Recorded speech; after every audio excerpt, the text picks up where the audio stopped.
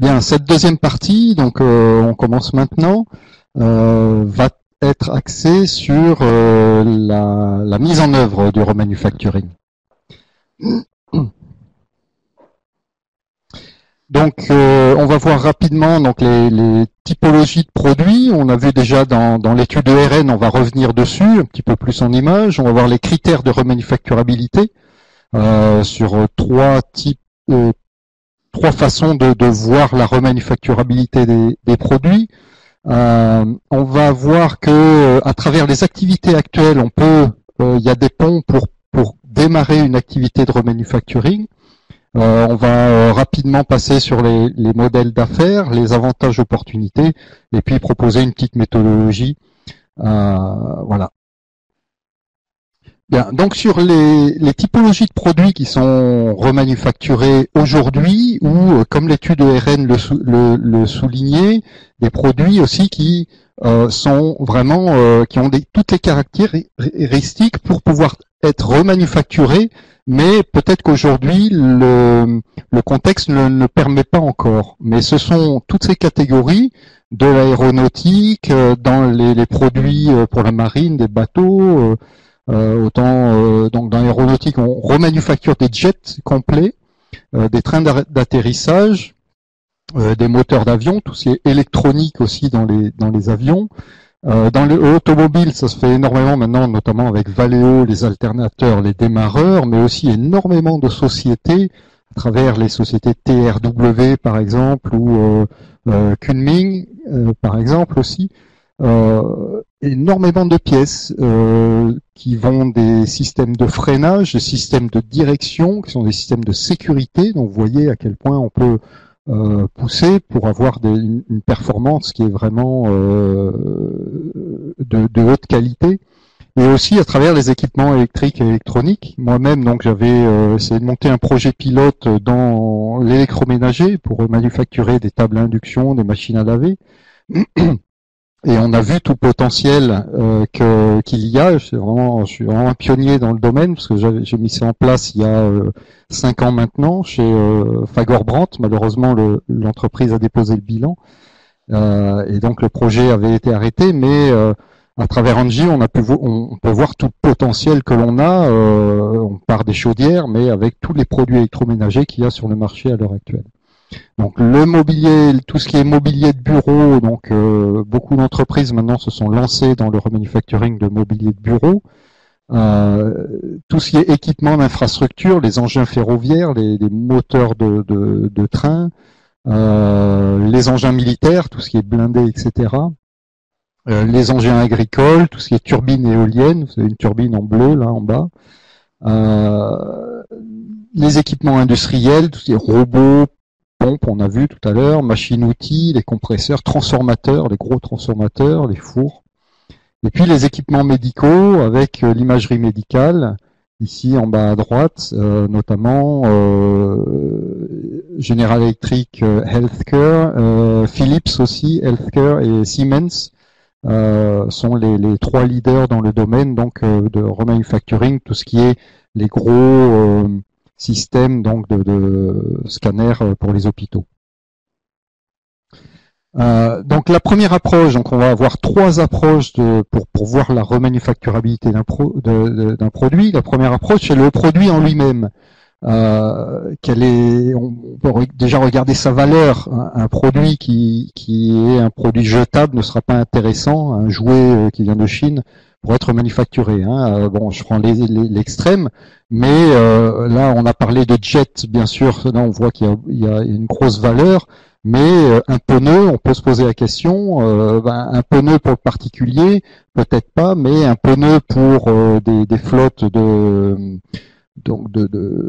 camions ou d'engins agricoles, c'est extrêmement intéressant. Donc Michelin fait du remanufacturing de pneus, par exemple. Le nombre de composants est intéressant aussi, est important à voir, ou le nombre de modules, qui est un ensemble de composants donc à l'intérieur du produit, le taux de récupération de ces composants et leur valeur pour chaque composant. Peut-être que dans un produit, ce sera intéressant, comme dans les chaudières, on récupère peut-être une certaine catégorie de composants, mais on ne va pas tout récupérer. Donc là aussi, en fonction de la valeur du composant, on peut trier et sélectionner. Donc on regarde aussi le cycle de vie du produit. Est-ce que c'est un produit, donc son cycle premier, donc c'est son premier cycle de vie qu'il aura, et secondaire, global, une personne posait la question tout à l'heure, mais jusqu'à combien de cycles on peut aller? Donc ça dépend de la catégorie du produit. Pour un jet, ça sera sans doute un seul cycle, parce que si vous avez vous remanufacturez le jet au bout de 18 ans, ça fait 36 ans, comme disait monsieur, il y a des pièces qui seront difficiles à trouver, ou la structure qui aura trop travaillé pour pouvoir être remanufacturée une troisième fois. Mais des composants de photocopieurs tels que Xerox peuvent être cyclés jusqu'à 4, 5 ou 6 fois en fonction de leur typologie. Donc ce qu'il faut regarder aussi, c'est le cycle technologique, parce que si vous avez un cycle technologique qui est très court, remanufacturer le produit sera pas intéressant, parce que vous allez avoir une technologie qui va arriver derrière, qui va être beaucoup plus performante que un produit remanufacturé. Donc les cycles technologiques longs sont plus intéressants. Le cycle de reconception des produits, par exemple pour une table à induction, c'était à peu près tous les 2 à 3 ans. Donc la question aussi se posait là-dessus. Tout dépend si on garde la même plateforme, si l'entreprise garde la même plateforme ou pas. Si elle garde la même plateforme, c'est intéressant de le faire. La modularité aussi, est-ce que les composants sont faciles à retirer du produit? Combien il y a de fixation? Et puis l'aspect aussi du business model, est-ce que je peux transférer mon produit en un service, c'est-à-dire que la propriété je la garde et finalement je propose un service au lieu de proposer le produit. Donc on va revenir un petit peu dessus, mais il y a des avantages pour proposer le service qui sont à la fois partagé par l'entreprise et le client sur les aspects performance, durabilité, longévité, le risque qui est pris ou l'aspect financier. Donc tout ça va conduire à une faisabilité technico-économique de la remise en état du produit, et aussi on peut regarder le bilan sur l'ensemble de la chaîne, donc tout ce qui est la chaîne de collection du produit, et puis toute la chaîne que l'on a vu donc de remise en état de conditions de performance. Donc, si on regarde au niveau donc de l'intérêt financier, on peut voir ici que suivant une étude qui s'appelle Next Manufacturing Revolution en 2013, qui a été menée en Angleterre, ce sont des moyennes sur l'ensemble du secteur manufacturier. Si on regarde en base de 100, donc on vend le produit, donc par exemple 100 euros. Tout ce qui est matière, produits et services va nous coûter donc 66 euros, et on aura à peu près une moyenne de 18 euros de main-d'œuvre, ce qui nous fait une marge de 16%. Si on regarde maintenant donc un produit qui est remanufacturé, le produit donc est vendu donc 20% moins cher, donc 80 euros, toujours en prenant un base 100. Donc tout ce qui est récupération de matière, on va récupérer de la matière, donc ça nous coûtera moins, donc on va avoir à peu près 20 euros donc de coût matière. La main d'œuvre va être multipliée par 2, parce qu'il y a beaucoup plus de main d'œuvre sur un produit remanufacturé, et ce qui fait qu'on aura 24 euros de marge, ce qui représente 30% par rapport à 80 euros de vente. Donc on voit que ici, il y a un intérêt qui est financier, qui est évident, très intéressant. Bien sûr, ça dépend par rapport à la typologie de produit, hein, mais ce sont des moyennes donc sur l'ensemble du secteur manufacturier en Angleterre. La deuxième approche est le modèle d'affaires, où là on va regarder le marché, quelle est la quantité de produits que l'on peut récupérer sur une période, et aussi les données techniques que l'on peut récupérer avec ces produits, la qualité des produits que l'on peut récupérer, c'est-à-dire si les produits sont très très abîmés, c'est-à-dire mis dans un conteneur. Quand je vais en déchetterie, moi je voyais tout ce qui était structure et Emmaüs en vie qui veulent récupérer ces produits-là, ils en pleuraient vraiment parce que les produits étaient jetés les uns sur les autres, alors que certains produits avaient moins d'un an d'âge, quoi. Donc c'est une problématique qu'il faut vraiment traiter au niveau des régions là-dessus pour faire en sorte qu'on puisse récupérer les produits et la valeur même des produits sans qu'elles soient détruites. Et les données d'usage, on n'en a pas parlé avec Angie, mais aussi on pourra poser la question concernant les relations, au niveau de données techniques, les relations avec les fabricants, quels sont les échanges au niveau de données techniques qu'il y a avec les fabricants. Ici, données d'usage, c'est quelles sont les données qui sont accompagnées des produits qui sont récupérés, pour savoir combien de temps il a été utilisé, comment il a été utilisé, est-ce que ça a été de manière intensive ou pas. Donc on va voir que dans la conception, on peut faire en sorte de collecter ce type de données. Tout ce qui est variation sur la quantité des flux, c'est important parce que si j'ai des flux qui m'arrivent qui sont saisonniers, par exemple des frigos qui arrivent juste avant l'été et puis après en hiver j'ai plus de frigo à traiter, je vais avoir des problèmes au niveau de tout ce qui est processus et de mon activité. Donc aussi regarder tout ce qui est par rapport au marché, la concurrence sur le marché neuf, sur le marché de la réutilisation, mais aussi une concurrence interne.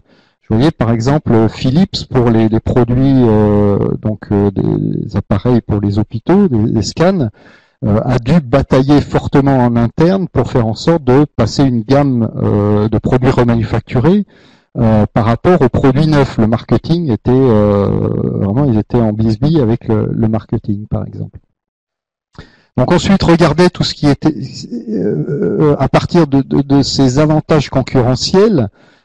Quels sont mes flux actuels? Est-ce que je peux revisiter ma chaîne de valeur par rapport à mes partenaires, mes concurrents, mais aussi mes fournisseurs ou mes clients, voir si je peux travailler avec l'économie sociale et solidaire, donc avec des CAT par exemple, et regarder est-ce que c'est intéressant pour moi ou pas d'intégrer peut-être en vertical ou en horizontal certaines activités, en faisant de l'externalisation aussi ou de la contractualisation donc de remanufacturing.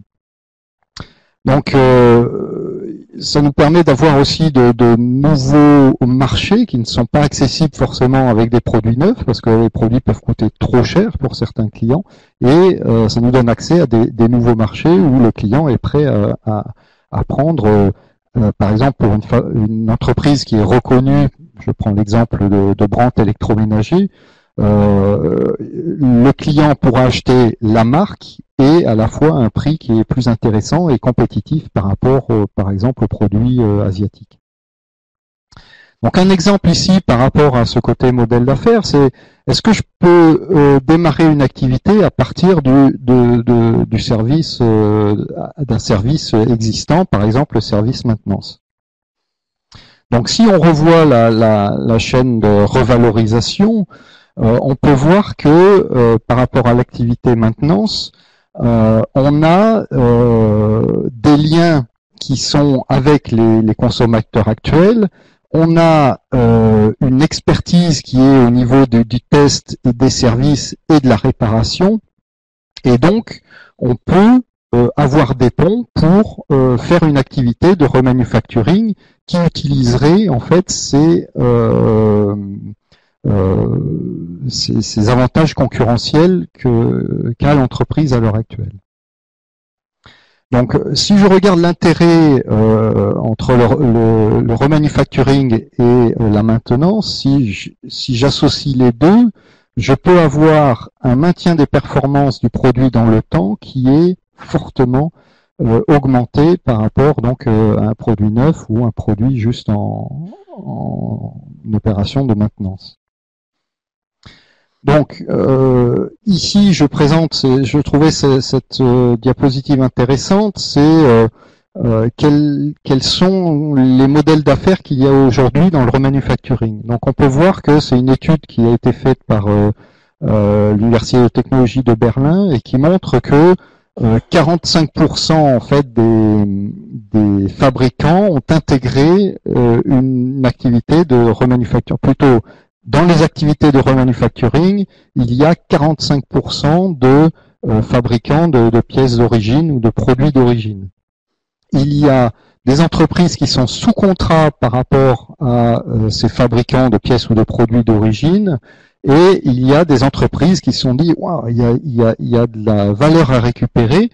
Je vais, donc indépendant, genre Engie, je vais créer une activité donc de remanufacturing de pièces. Et dans chacune de ces catégories-là, vous avez soit la chaîne, elle est entièrement intégrée de remanufacturing, soit il y a la logistique inverse qui est externalisée, soit il y a la logistique inverse et la distribution, la collecte et la distribution qui sont externalisées. Pareil pour les autres catégories. Donc vous pourrez revenir plus à tête reposée donc sur cette partie-là qui est intéressante. Et je vais passer sur la troisième approche qui est l'innovation produit et notamment le fait de redéfinir ces produits pour faire en sorte qu'ils soient remanufacturables. Donc ça peut être soit le fabricant de pièces ou de produits d'origine qui redéfinit ces produits pour faire une activité de remanufacturing, et ça peut être une tierce partie qui arrive sur le marché, tel que j'ai cru comprendre, je pense qu'il y a eu une présentation tout à l'heure, peut-être par l'entreprise Technitude, qui conçoit des produits et qui est un indépendant, qui reconçoit en fait les produits. J'ai cru comprendre dans ce sens-là.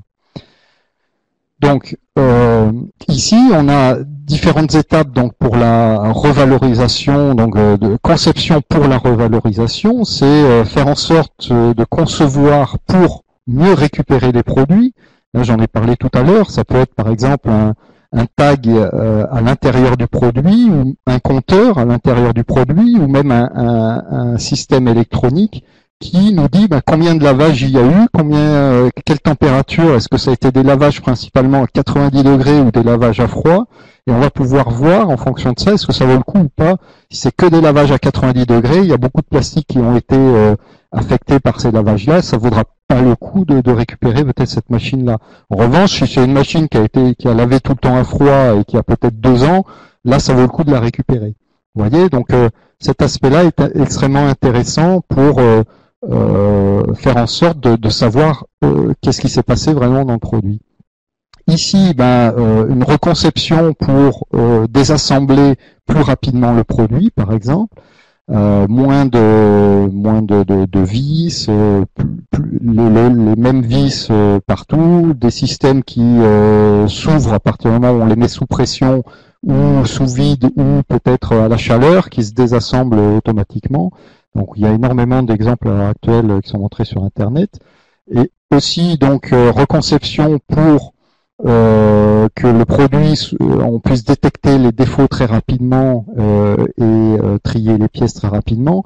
Le nettoyage aussi, faire en sorte qu'il n'y ait pas de parties qui soient difficiles d'accès pour être nettoyées, par exemple. Donc tout ça, c'est pas pensé à la conception, parce qu'on ne pense pas que le produit va être récupéré, va être nettoyé, bien sûr. Donc design ensuite pour faire tout ce qui est pour multiplier les cycles de vie, pour faire de la production inverse, et j'en viens au design aussi pour remarketing. Donc c'est-à-dire peut-être créer une nouvelle marque comme a fait Rico avec Greenline par exemple, et retravailler donc les business models. On en a parlé, c'est par exemple faire en sorte de proposer un service au lieu de vendre le produit. Et tout ça, bien sûr, ici, très important, c'est penser aussi à la nature, parce que depuis 3 milliards, plus de 3 milliards, presque 4 milliards d'années, la nature a réussi à faire tout ce qui est ces principes de recyclage. Donc, il y a beaucoup d'inspiration à prendre dans la nature pour reconcevoir les produits de manière à ce qu'ils soient cyclés et d'augmenter leur durée de vie. Donc il y a 3 composantes principales en fait dans le remanufacturing. On vient de le voir, donc l'aspect reconception qui est très importante, l'aspect logistique, donc ces 3 composantes et l'aspect donc ingénierie. Donc ces trois composantes, c'est à la fois, j'ai pas voulu parler de barrières et de contraintes à l'heure actuelle, parce que je suis plutôt une personne qui est positive, mais vous retrouverez des barrières ici, par exemple, comment je vais faire en sorte de récupérer les produits. Donc ça, c'est une contrainte qui est assez forte, c'est à l'heure actuelle, on n'a pas l'habitude de récupérer les produits. Tout est fait pour être jeté, tout est fait pour être allé dans le recyclage. Par contre, il y a des moyens qui font que maintenant, vous avez des sociétés telles que UPS, TNT, etc., qui proposent ces types de services de reverse logistique et qui proposent même de s'associer à vous pour traiter les produits et pour aller commencer à faire du reconditionnement ou même du remanufacturing. On l'a vu avec la PlayStation, avec UPS et Sony, et ça se fait depuis très longtemps maintenant, parce que c'était il y a à peu près 8-10 ans. Donc voilà. De même ici, les technologies pour nettoyer, les technologies pour désassembler, etc. Il faut les travailler.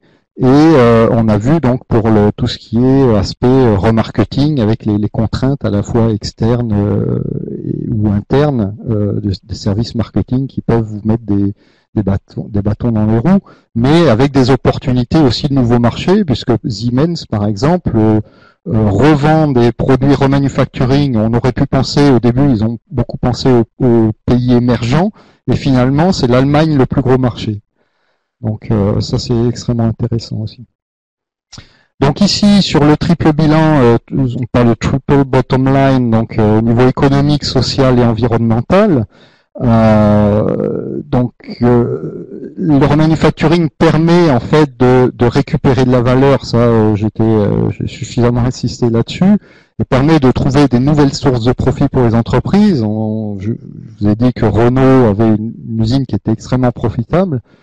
On peut redéfinir l'écosystème de l'entreprise. Les entreprises, très rares sont les entreprises qui arrivent à perdurer. Les entreprises de plus de 40-50 ans, ça devient rare. Donc comment l'entreprise peut se redéfinir, et c'est un des moyens qui peut faire en sorte d'aller dans ce sens-là. On peut aussi protéger ces marchés locaux par rapport à des entreprises externes. Développer, proposer en fait des nouveaux services à plus haute valeur ajoutée pour l'entreprise et explorer des nouveaux marchés, des nouveaux consommateurs. Donc ça, c'est la partie économique. Et dans la partie sociale et environnementale, dans lequel on va retrouver aussi un bénéfice économique, on redistribue donc les catégories de savoir et de métiers dans l'entreprise, avec aussi un développement de partenariat avec l'économie sociale et solidaire, ou la création de métiers hautement qualifiés. Et l'aspect environnemental, donc de réduction des déchets, avec des produits qui ont un cycle de vie allongé, réduction de matières premières vierges, d'énergie et de sources de financement, et réduction bien sûr de l'empreinte carbone et des autres pollutions halieutiques et aériennes par exemple. Donc comment on peut démarrer une activité? Souvent les entreprises, quand je vais voir les entreprises, Régis, comment on peut faire un prototype, tester, mettre en place un projet pilote, montre-moi des exemples d'entreprises qui ont déjà fait ça, et puis on va copier, on va faire le même principe. Il y a plein d'entreprises pour lesquelles c'est un succès. Mais le problème, c'est que vous n'avez jamais le même contexte, le même environnement, la même typologie de produits. Donc, il faut vraiment repartir du début, c'est-à-dire de travailler sur votre contexte. C'est quoi votre chaîne de valeur? Quelles sont les opportunités que vous avez dans votre propre concept, dans votre propre contexte, et comment on peut adapter votre stratégie à ces nouvelles opportunités. À partir de là, on peut, une fois qu'on a cartographié, on a découvert, on va commencer à définir, c'est-à-dire qu'on va voir par rapport au volume de produits que l'on peut récupérer, la variété, tout ce qui est variation des volumes, le contact que l'on a par rapport aux utilisateurs, aux consommateurs, aux clients, et on va définir des choix possibles avec des partenariats en fonction des contraintes réglementaires, et on va rechercher les sources de financement. Alors seulement, une fois qu'on aura conceptualisé, on pourra commencer à prototyper, mettre en œuvre, avec ce que je vous ai dit, peut-être des activités que vous avez déjà au sein de votre entreprise, par exemple la maintenance, tester le modèle, voir le payback que l'on a et commencer à valider. Seulement alors, on pourra faire en sorte de faire un scaling et de commencer à adapter la stratégie et d'investir la dernière étape, donc source d'investissement énorme. Et c'est pour ça qu'il faut bien penser avant pour ne pas se planter ici et commencer à optimiser donc en ayant donc du lean remanufacturing par exemple, qui permet d'optimiser en fait tous nos processus de remanufacturing. Voilà, à l'heure actuelle, donc vous avez des réseaux régionaux qui se sont créés, donc qui montrent un grand succès dans l'accompagnement des entreprises. Donc je vais le montrer ici, que peut-être avec la CCI Alsace, donc il y aura quelque chose qui va s'initier, je l'espère, avec des acteurs en France ou à l'étranger. Vous avez des centres de remanufacturing en Écosse, en Allemagne, des centres de recherche donc aux États-Unis, centre de support à Singapour, en Chine et au Japon, donc ça fleurit et ça marche très bien en tout cas. Voilà, je vous remercie pour votre attention. J'espère que ça vous aura beaucoup inspiré.